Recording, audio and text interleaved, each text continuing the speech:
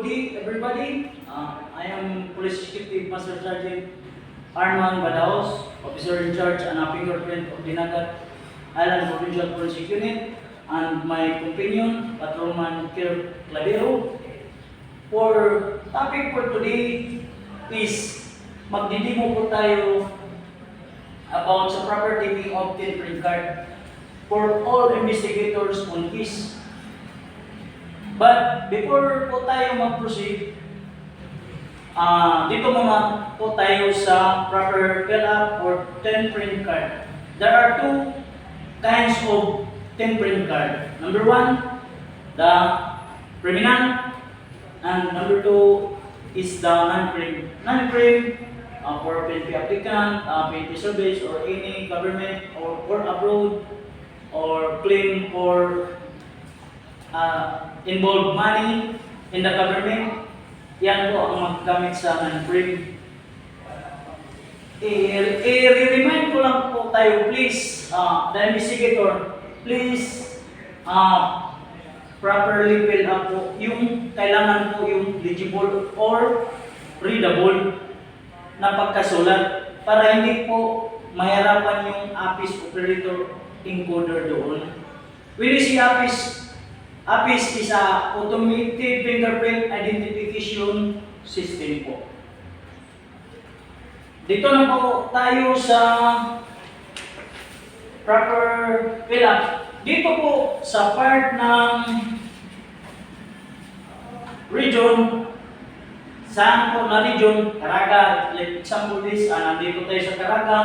Dito po sa race, when we see sa race, hindi po kasulukuyan na sinabi na ang sa race po is like Filipino is not a race, but it is a national identity in opinion or ginagamit sa China po, gumagamit po sila sa race nila is East Asia. Sa atin po sa Philippines, gagamit po tayo ng Malay. M-A-L-E-A-Y. Tapos, civil status, kailangan po properly po napagkapilap. And then, sa voter's ID, kung wala, lagyan po natin ng NE.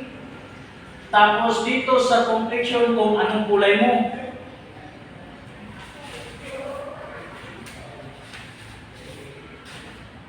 Light or dark. And then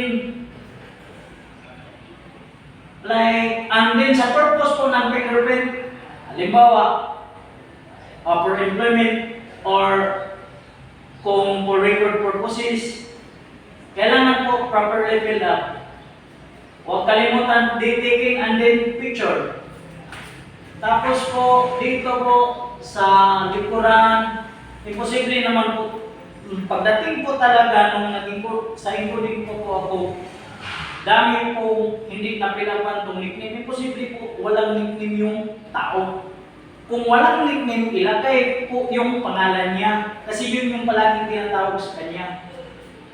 And then dito po partida sa birthmarks, scars, or amputation. Kailangan po kung saan yung nakalagay. And then may remind po ako yung another finger from sa thumb po, yung second, kailangan i-record nyo dito sa remarks.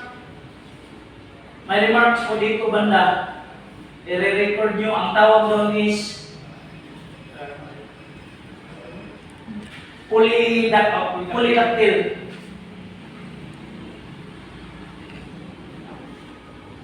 Tapos, ito, pag kailangan po lahat mapipilapan, citizenship, occupation, belt. Sa belt po, small, large, medium. Blood type. Yun lang po. Papunta na po tayo sa pagdidimo. Kailangan po, may equipments po tayo, fingerprint, ink, ruler. Ito po.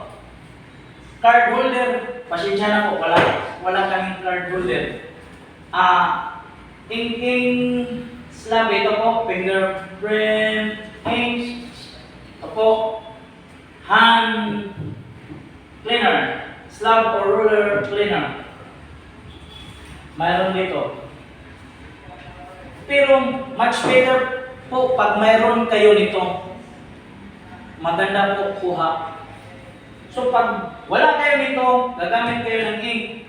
Pag gagamit kayo ng ink, kailangan po exact amount lang po para hindi yung sobrang ink. Kasi pag sobrang ink, hindi po yan mababasa. Kung kulang naman po sa ink, medyo light lang siya, pero magdidepende lang po sa finger natin kasi may ibang tao na medyo manipis lang yung sa ridges niya.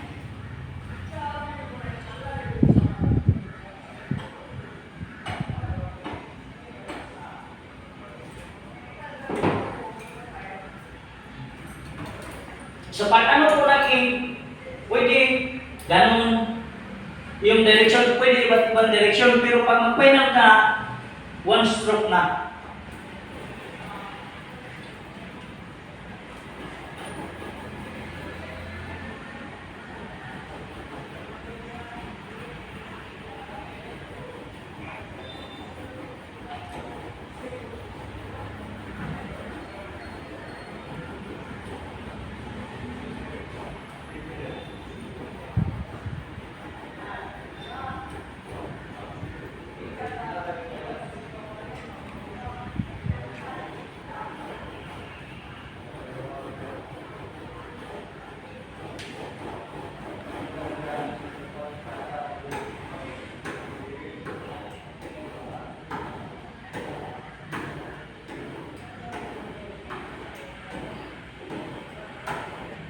Para po magkasiguro ka na maganda yung pag ano mo sa ink, try mo muna kasi sayang yung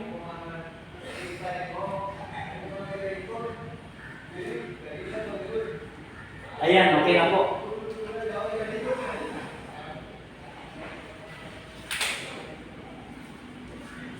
Ang thumb ko pala is lahat ng thumb direction is papasok po sa katawan natin. Ang index, middle, ring, at saka little is away, palabas po. Like this.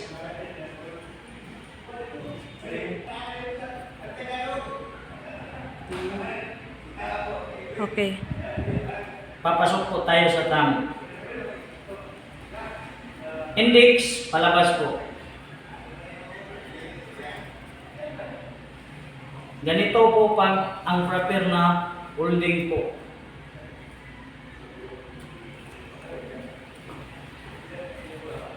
Balik kung saan yung positioning mo pa. Pasok pa rin. Ito, palabas. Palabas. Palabas.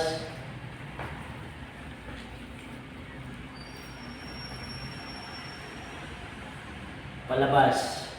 Pagdating naman dito, dito na part, ano po to? Dito na part is rolling impression. Dito, dito. Ito po is, hindi na po rolling pin po to.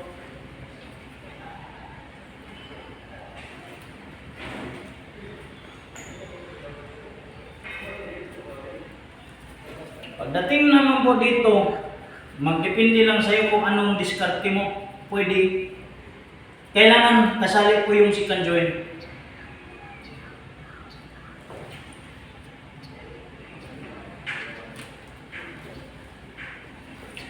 Dito na naman, tapos balik.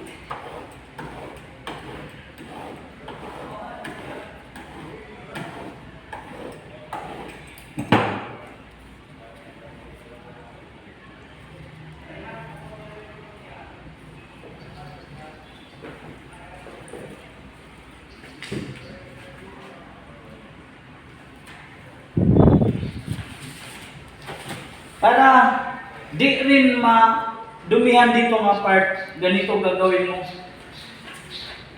Ang cutting po. Pangtabon. That's all. Thank you.